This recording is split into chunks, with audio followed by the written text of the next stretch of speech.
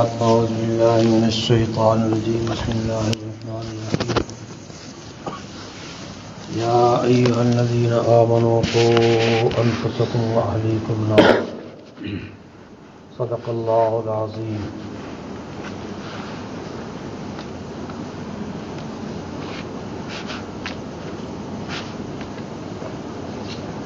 وقال رسول الله صلى الله تعالى عليه وسلم: ألا كلكم راع وكلكم مسؤول عن رعيته، أو كما قال عليه الصلاة والسلام.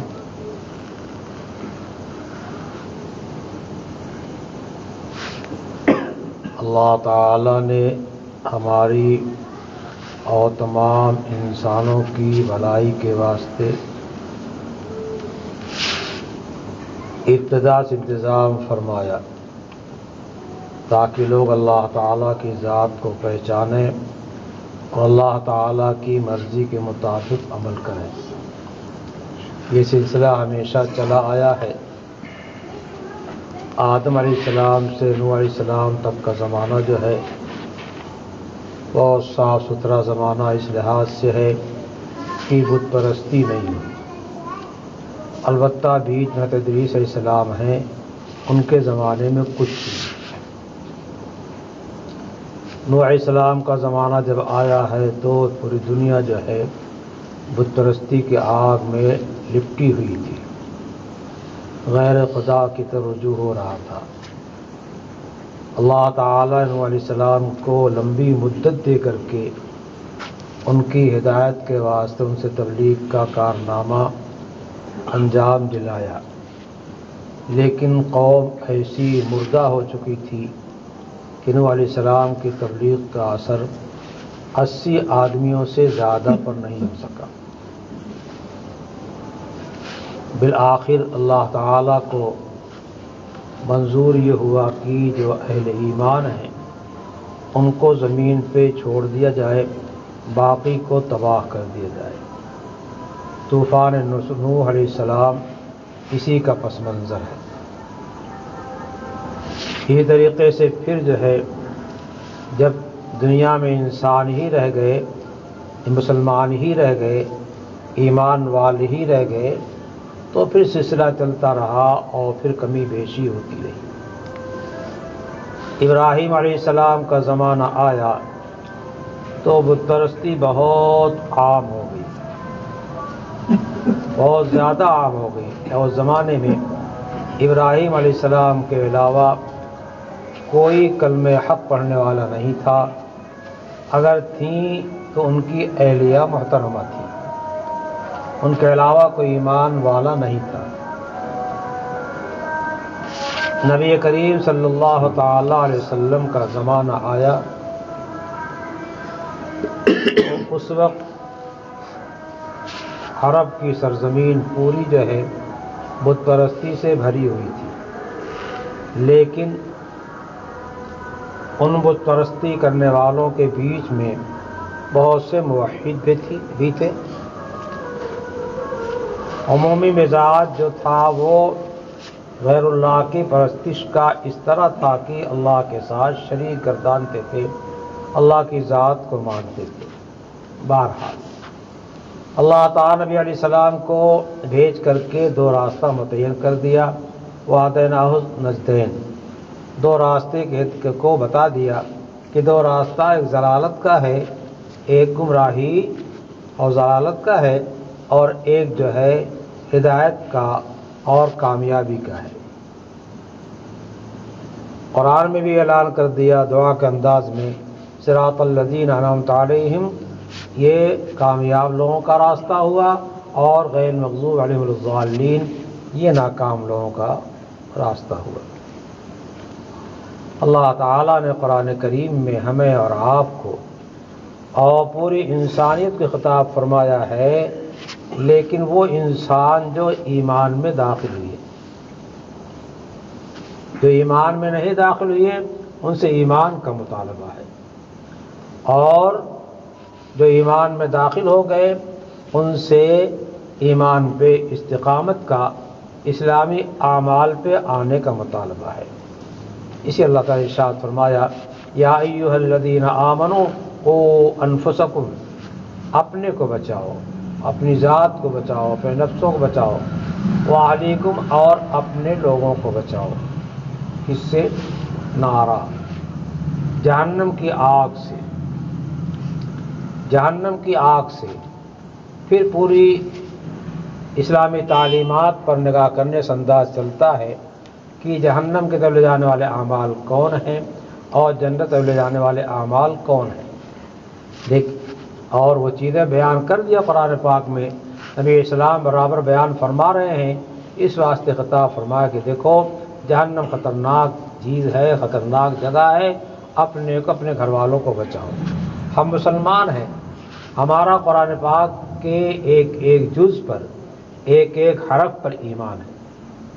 उसमें कोई ऐसा जुज़, ऐसा हरफ नहीं है जो मिन जानिबिल्लाह ताला ना हो, किसी और ने शामिल कर दिया हो, अल्लाह ने भेजा है। तो हमारी जिम्मेदारी अपनी है, अपने बच्चों की है। हम अपना सारा बोझ डाल देते, उलमा तबलीग नहीं करते, उलमा हमको रास्ता नहीं दिखाते।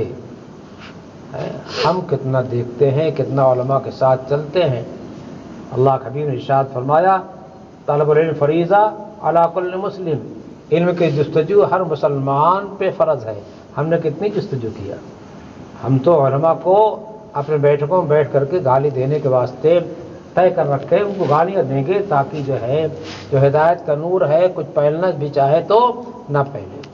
बहरहाल मैं वो नुक्ते बात करना चाहता हूँ, मैं तवज्जो दिलाना चाहता हूँ कि हमारी और आपकी जिम्मेदारी अपनी अपनी औलाद की हिफाजत की है, अल्लाह के गज़ब से, अल्लाह के गज़ब की जगह जहन्नम से।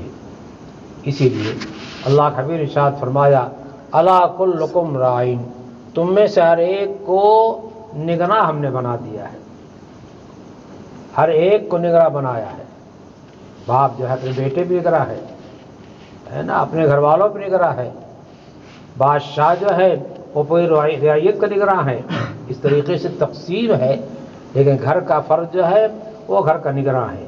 दुनिया के चीज़ों के बारे में तो अपने को निगरां समझता है, बड़ा समझता है।